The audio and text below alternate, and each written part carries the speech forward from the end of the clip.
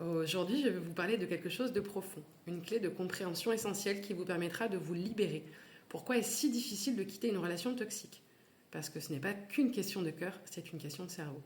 Je me suis penchée sur les travaux du neuropsychiatre Boris Cyrulnik. Dans ceux-ci, il explique pourquoi l'attachement est plus fort que l'amour véritable.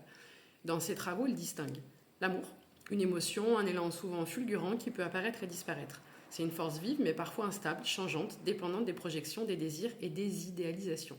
Et l'attachement, un lien profond qui s'enracine dans la répétition, dans la proximité vécue, dans la sécurité que l'on trouve auprès de l'autre. C'est ce qui fait qu'un enfant survit grâce au lien à sa mère, qu'un couple dure même après l'usure des passions, ou qu'une personne reste liée à une autre même au-delà de la mort. Mais alors, pourquoi est-ce si difficile de partir? Ce qu'il explique, c'est que dans notre psychisme, l'attachement structure et organise la survie émotionnelle, alors que l'amour, aussi magnifique soit-il, peut rester plus éphémère.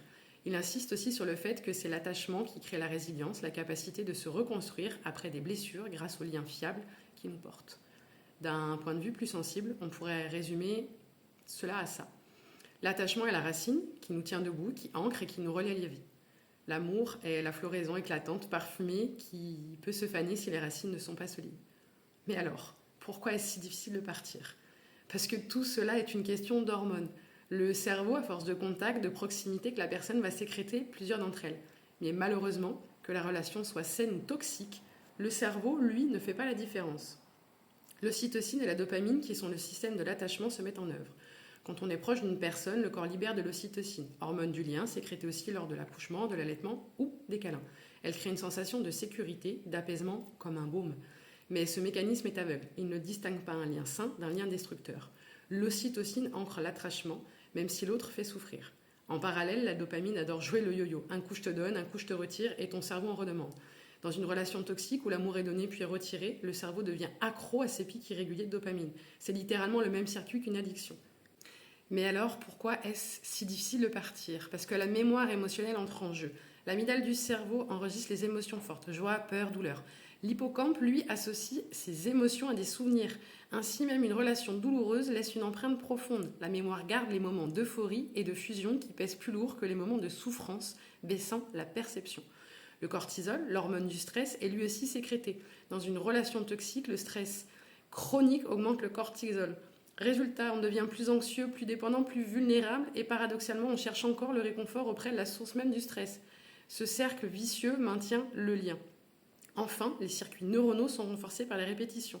Chaque fois qu'on revient dans la relation, qu'on pardonne, qu'on espère, on renforce les connexions neuronales liées à ce lien. Le cerveau adore l'habitude même si elle est nocive.